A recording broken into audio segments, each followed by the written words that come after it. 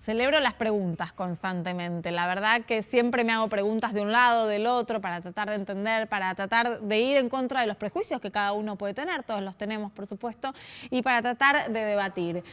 A veces la excusa de Jimena Barón y todo lo que sucedió es un tema más para poner sobre la mesa muchas cuestiones a debatir y a interesarse. Vamos a recibir para hablar de feminismo y de todas las cuestiones que nos interpelan en la sociedad y a nosotros mismos a Ana Correa. Ana es escritora y además es una activista muy fuerte en las redes sociales y en la sociedad sobre el feminismo, y además es una persona que aprecio muchísimo. Así que gracias, Ana, por estar aquí. Gracias por todo lo que decís, Diana.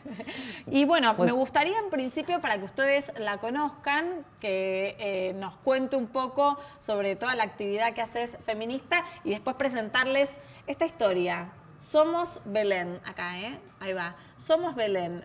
La historia de la que no queremos que haya muchas Belén en la Argentina, porque se trata de una mujer que estuvo presa por haber asistido a un centro médico y tuvo un aborto espontáneo. Y por eso fue presa. Y uno cree que eso no puede pasar en la Argentina, pero pasa. Y pasó, y esta historia es el reflejo de varias. Bueno, contanos un poco de todo. Primero, la historia de Belén, que no es Belén. Que no es Belén. Belén, como vos bien decías, es una chica que en el 2014 va a un hospital en Tucumán por un dolor de panza. La atienden y le anotan abdomen agudo, que es lo que te ponen cuando estás con apendicitis o gastroenteritis y demás.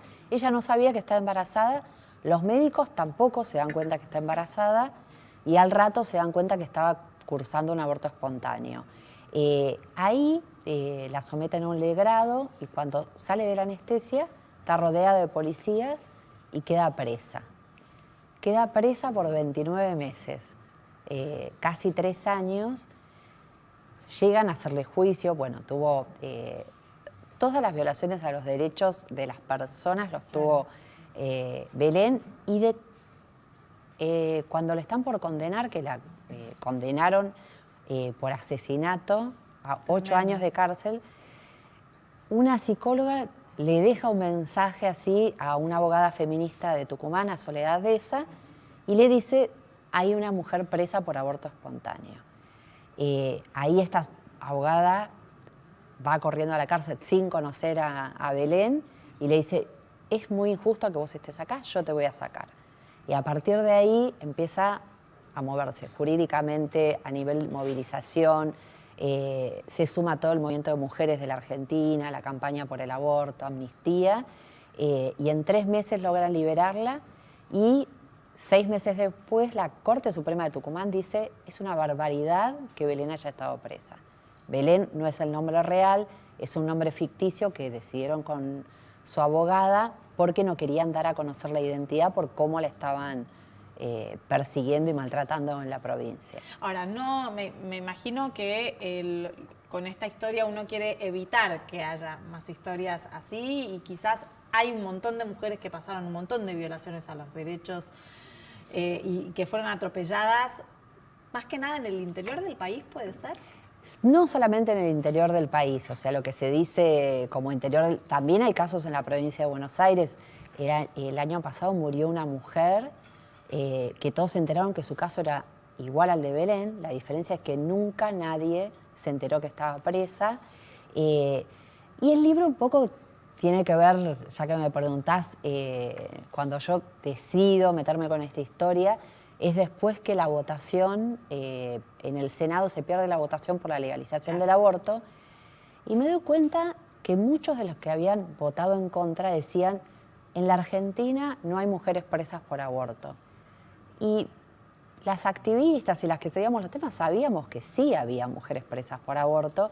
Y dije: no, yo quiero contar esta historia, a ver ahora con qué cara pueden llegar a decir, volver a decir que no había mujeres presas por aborto. Entonces era un poco, además, otra de las cuestiones es que nosotros pasan tantas cosas que nos olvidamos, pero la palabra aborto en los grandes medios no se pronunciaba hasta enero del 2018. O sea, cuando sucedió lo de Belén, cuando la liberaron, eran muy pocos los medios los que hablaban de aborto. Entonces, mucha gente no se acuerda del caso. O sea, era un tema que estaba oculto, la palabra aborto, no se nombraba. Entonces, también me parecía eso. Ahora hay otra escucha, bueno, escuchemos las cosas que pasan. Me gustaría también que nos cuentes cómo es que analizás, ves todo este fenómeno que surge en la Argentina con mucha fuerza y que después trasciende límites, ¿no? Trasciende fronteras de países y demás. ¿Y cómo te cambió en tu vida? Bueno, eso es lo maravilloso del feminismo para mí, porque yo tuve como no sé, soy súper afortunada de haber participado con el primer grupo que organizó la primera marcha de Ni Una Menos y demás. Primero estar viviendo este momento histórico y después yo creo que incluso las mujeres que no se reconocen feministas y demás, yo creo que nos cambió muchas a todas. Si te tuviera que decir, porque la mayoría de las cuestiones que voy a reconocer es las que beneficiaron a todas las mujeres o como empezó a ser un tema importante en la agenda los derechos de las mujeres, en lo personal te digo esa cosa de sentir que no estamos más solas. Puede pasar que en algún momento por error nos peleemos o demás, pero ante los verdaderos problemas vamos a estar juntas y esta cosa de la empatía, de sentir, digamos, cuando hay una víctima, nosotros queremos que se solucionen los temas de injusticia. Te diría eso, además del optimismo de creer que vamos por más logros colectivos y demás, en lo personal, a mí me animó a hablar de un montón de cosas que no me animaba y me empoderó eso, la fortaleza de las redes mujeres. ¿Cómo fue ese proceso, Ana? Ese proceso que un día te despertaste y dijiste, yo creo que todos los días de mi vida están atravesados por esta lucha. Mira, igual yo tengo una historia muy particular, porque yo siempre me consideré feminista, no porque tuviera formación en el tema, sino porque vengo de una familia donde mi mamá, yo era la quinta hija menor, mi mamá estaba separada, sufrió violencia de género, viví muy de cerca la discriminación, la marginación, y entonces yo todo el tiempo decía, no, yo cuando crezca voy a hacer algo para que esto... Y yo siempre pongo el ejemplo... Mi mamá nunca se consideró feminista. Incluso las miraba con desconfianza a las feministas. Pero hoy ella se sentiría más poderosa. Digo, se sentiría porque murió hace un par de años. Sí, porque... y yo también cuando hablo también en el trabajo con chicas muy jóvenes y demás, les digo... a mí lo que me pasó con el feminismo, que claro, reclamar cosas hace unos años también era como muy mal visto.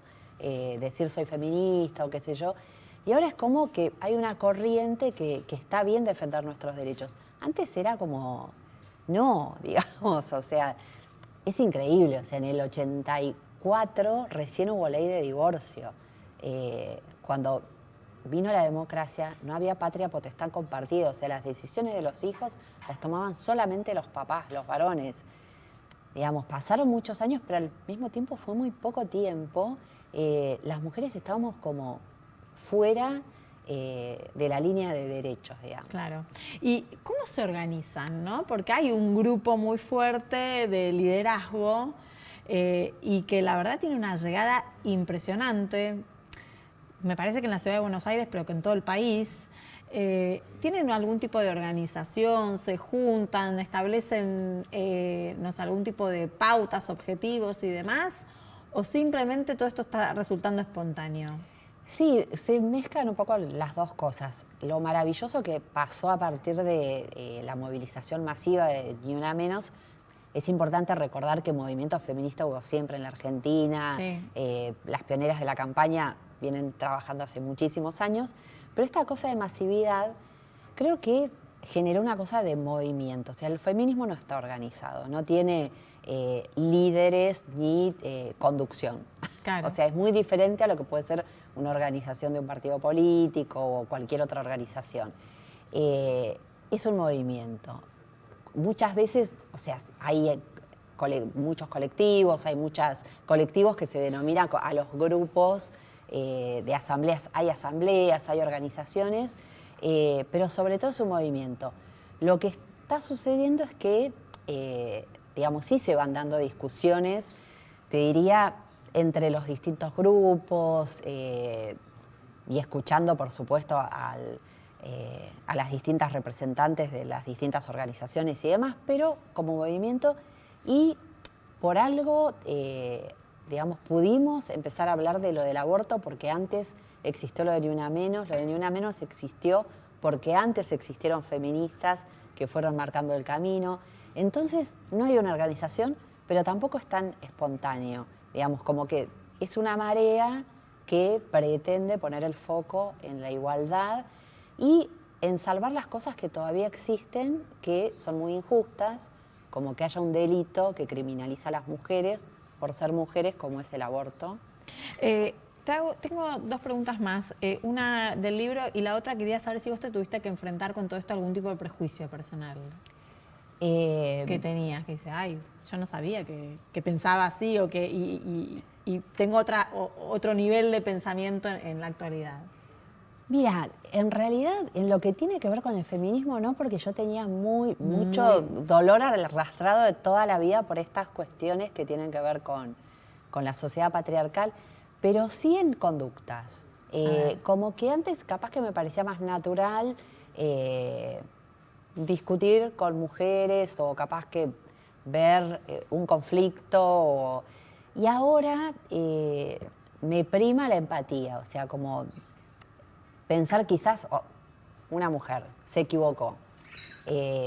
Yo sé que estuvo mal lo que hizo, bueno, igual quién es una para decir que está mal otro, pero ponerle que estamos... Y trato de pensar que, bueno, quizás es por su historia personal, capaz que privilegio de decírselo en privado, claro. Como que eso me cambió la conducta, claramente. Y no fue forzada, porque fue algo que de repente sí vi, juntas somos más poderosas. Claro. También hay cosas de la personalidad, ¿no? De cada uno que tiene Sí. que empezar a identificarse. Bueno, les voy a mostrar acá, Somos Belén, una injusticia que conmueve al mundo. Una argentina pasa 29 meses en prisión por un aborto espontáneo. Ahí está, este es el libro. Y con respecto a este libro, Ana, me gustaría saber qué opinás. Si este año en la Argentina vamos a tener una ley que despenalice el aborto o no, después de un intento fallido que hemos tenido. Yo estoy muy optimista, estoy muy esperanzada que esto va a suceder.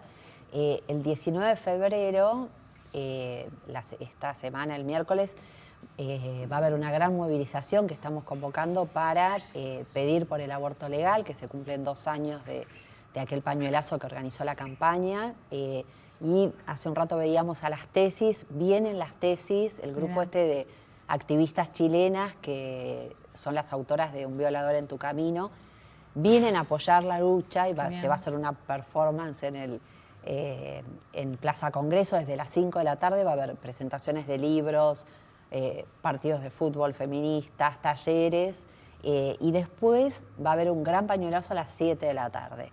Y sos optimista. Soy optimista y tengo la esperanza que el 1 de marzo el presidente Alberto Fernández, en su discurso frente al Congreso, anuncie el envío de la ley.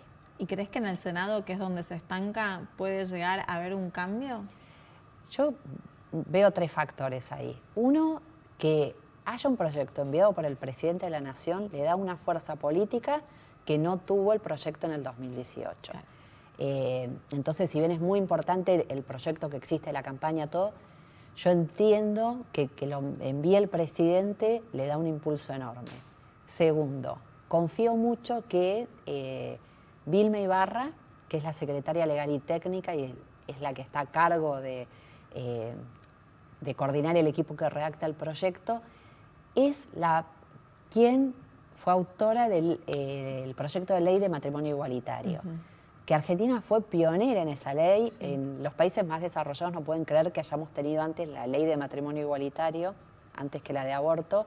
Me da mucho optimismo que esté ella de nuevo liderando una lucha y que también se va a involucrar, entiendo, en que se consigan los votos. Y esperemos que también sean todas las provincias, ¿no? Las que acompañen, y que en Tucumán, que se viola bastante los derechos de las mujeres que necesitan un aborto, también puedan sentirse como más protegidas en ese caso. Absolutamente, y que cada vez que uno diga no hay mujeres presas por aborto, les recordaremos que hay una historia que no pueden desconocer. Y que todas somos Belén. Todas somos Belén. Acompáñame en la mesa, están mis compañeros también allí, está Giselle, como todas las noches, y está Facundo, Sonati, para que charlemos entre todos esto del feminismo.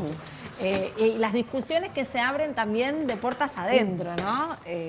Con lo de la prostitución que se dio esta semana y con otras cuestiones, con personas que creen que hay demasiados extremismos de un lado y del otro y demás. A ver, chicos, ustedes... Sí, yo la pregunta que tengo es que justamente esta ola feminista descolocó un poco a muchos varones, sobre todo los varones más grandes, ¿no? Que fueron educados con otra situación, con otra cultura.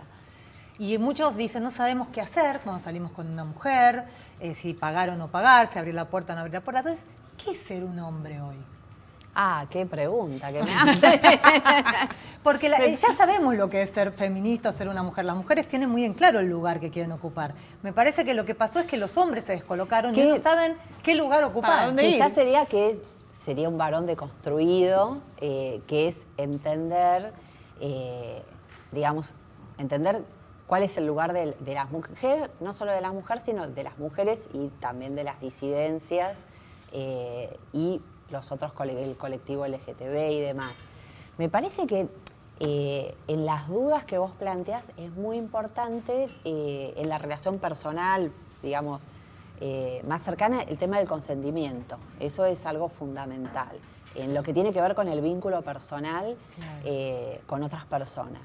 Que también puede ser con otro hombre, pero digamos, el tema de darle importancia al tema del consentimiento. Y en todo el resto, reflexionar sobre las desigualdades que existen. Que a mí a veces sí me sorprenden las reacciones de algunos hombres porque, por ejemplo, cuando reclamamos una pavada, esto que parece una pavada pero no lo es, que hay reuniones políticas donde son todos hombres y no hay mujeres. Sí, es increíble. Pero, digamos, es importante. Todos los procesos, aparte, hasta para las cuestiones más duras, la diversidad en todos los grupos favorece las decisiones de los grupos y además es una cuestión de justicia, digamos, de representatividad. No puede ser que en el año 2020 se sigan reuniendo solo varones para discutir políticas que impactan a todos. Y, digamos, también otras cuestiones que deberían naturalizarlas. Me parece que es una cosa de escuchar, de involucrarse y de aprender, como estamos aprendiendo todos también. Ana, rescatando un poco algo que hablaban en el living, que es interesante, viniendo del interior también lo viví de cerca mucho tiempo. Hay muchas mujeres que quizás no pertenecen al colectivo, pero sufren esa sociedad patriarcal que todavía está quizás más fuerte, se ve más fuerte en el interior. ¿Qué herramientas tienen esas mujeres para justamente salir de esas situaciones, incluso de abuso y demás? ¿Tienen nuevas herramientas en los últimos años esas mujeres? Mira, en realidad no tienen demasiadas nuevas herramientas. Por eso es que seguimos luchando. Por ejemplo, ahora me acordé de la pregunta que me había hecho Diana hace un rato, cosas que me hayan sorprendido. Por ejemplo, escribiendo el libro me sorprendió que en Tucumán se denuncian penalmente todos los abortos espontáneos. Los abortos espontáneos. Dios mío. Es terrible. O sea, un embarazo ectópico, te denuncian como si fuera un delito. No todas terminan presas, pero te queda como antecedentes penales, ¿entendés? O sea, por haber tenido un aborto espontáneo. En los hospitales públicos, en las clínicas privadas, no. Ahora, por eso, digamos, se avanzó un montón en el debate público, en poner el foco sobre eso, pero faltan un montón de medidas. Entonces, por ejemplo, lo de la legalización del aborto, que muchos nos preguntan, ¿pero es una prioridad con tantas cuestiones que hay? Es una prioridad, lo cual no significa dejar de lado las otras prioridades. Claro. El tema del hambre, el tema de la inflación, el tema de la pobreza, el tema del desarrollo. Son todos temas que hay que... Pero es un tema de derechos humanos y de torturas que sufren las mujeres. Digamos, uno no se plantea, también yendo... Se nota que me gusta Alfonsín, ¿no? Yendo a Alfonsín cuando asumió después de años de dictadura. Para él eran prioridades todas las políticas y era inaceptable tolerar que se violaran los derechos humanos. Es así de simple. No sé si respondí tu pregunta. Sí, y todavía digamos que es difícil la situación para muchas mujeres, digamos. Sí, todavía sí. falta avanzar. Ana, a mí me gustaría ir por el lado de que hay muchas posturas dentro del feminismo que es, bueno, durante muchísimos años las mujeres estuvieron sometidas al patriarcado. Entonces ahora tenemos que tener una supremacía por sobre los machistas o por sobre los hombres para después poder equipararlo. ¿Es así? ¿O cuál? Porque no hay una línea muy delgada entre busquemos que todos seamos iguales en el tener supremacía por sobre otros. Es que yo no conozco a nadie que plantee la supremacía. ¿No? Bueno, capaz que habrá alguno, porque además, digamos, lo que se considera el feminismo como movimiento y el feminismo histórico que tiene que ver con, y lo que se habla ahora que es lo interseccional, que es, se reclama la igualdad de las mujeres y de los colectivos disidentes, pero se tiene en cuenta que también se parte de una desigualdad, o sea, siempre una mujer es discriminada, pero va a ser mucho más discriminada si es gay, si es pobre, si es de un pueblo originario. Entonces, la supremacía como concepto, me parece que el feminismo tiende a equiparar lo que está desequiparado. Y entonces de esto alguna manera. del, ya que sufrimos mucho, ahora que sufran los hombres. No, el feminismo tampoco. enemigo, que se llama a veces, ¿no? Que hay Sí, que tener pero me cuidado de no parece- pasarse de rojo. Sí, pero me parece que eso es una... esto de que nos imaginamos tantos años sin hablar de los derechos de las mujeres. Esto de que hubiera una palabra antes del 2018. ¿Quién no había hablado en voz baja del aborto? Yo no lo puedo creer. Recién Eso- cuando me lo dijiste en el living, Pero me llamó era mucho la así. atención. Y hablábamos en la cocina, en el baño, en un pasillito. Entonces, toda esa cosa que teníamos cerrada. Entonces, de repente hablamos de temas y algunos como que se asustan o se descolocan. Claro. Pero yo realmente no veo que... Quizás hay charlas que antes dábamos, sí, tomando una cerveza y ahora se dan en las redes sociales y se amplifican porque Claro. una dice algo y tiene un montón de seguidores. Pero antes era una charla comiendo una pizza, digamos. No veo... yo creo que algunos dicen, no, pero las feministas odian a los hombres. No. No, claro, claro. Sí al machismo. Claro. Sí combatimos al machismo, a la violencia, eso siempre. Claro. O sea, todo lo que sea violencia machista. Pero la violencia machista no afecta solo a las mujeres. No, Lo que pasó en Villa Gesell, Claro. Claro. digamos, Sí, es violencia eso machista. es violencia machista, Totalmente. porque es un grupo de chicos, cobardes. de cobardes, con cobardes, poder. sí. Y que no son y con- chicos, además. Y que no son mayores de chicos. edad. Acá lo hemos hablado, que se creen más machos Que por sí, tener más poder. Sí, y hay una Físico. situación de desigualdad, Sí, de igual, desigualdad claro. de clase, de desigualdad de Física. de física, de número, fuerza, de de número, número, era de todo. contra Entonces uno. eso también es violencia machista. Sí. Entonces, no es un tema con los hombres, sino con la violencia sostenida Claro. desde las conductas y también desde las instituciones. O sea, una institución que acabás de tener un aborto espontáneo, te enterás que estás embarazada en ese momento y vienen policías, mujeres y varones y te dicen, ahora te quedás presa. O sea, eso es violencia institucional, que eso es lo que hay que cambiar también. Es violencia inhumana, ¿no? Sí. Porque con las transformaciones que la mujer siente con los embarazos, teniendo también algún tipo de pérdida, dolor y demás, que encima te apedreen por un aborto espontáneo, es de no creer. Te escuchaba antes en el living diciendo que lo que a vos te da optimismo de que se pueda aprobar este año es la decisión política del presidente, ¿no? Alberto, que baje línea y diga hay que aprobarlo.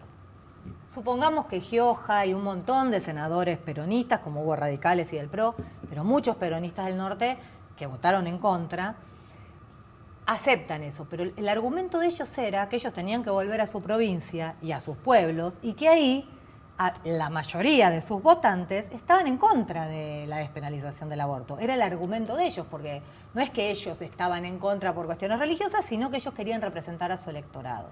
¿Vos crees que la sociedad está madura ya para eso. Hay algo muy simple que además es muy engañoso del argumento que daban en ese momento y que lo deben seguir dando.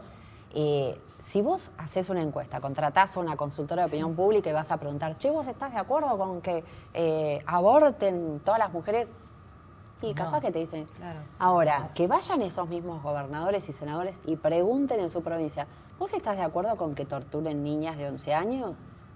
Nadie va a estar de acuerdo con eso. O sea, salvo gente que muy fundamentalista. Claro. Van a preguntar, ¿vos estás de acuerdo que haya gente que esté presa por aborto? ¿Estás? Claro, Y te vas con nada, esa o sea, pregunta. hay que preguntarlas y en ninguna provincia van a estar de acuerdo con eso.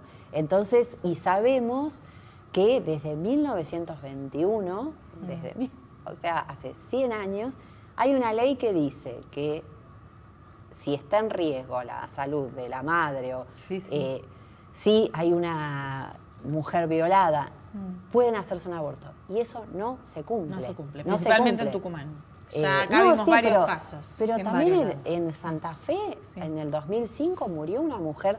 Son casos que quizás uno cuenta porque son bien ejemplificadores, pero se reproducen un montón.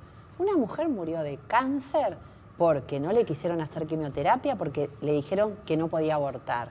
¿Qué terminó pasando? La mujer murió, obviamente perdió el embarazo, dejó 3 chicos huérfanos y, ¿entendés? O sea, es inhumano lo que hace. Sí, es inhumano. Sí, Facu, perdón.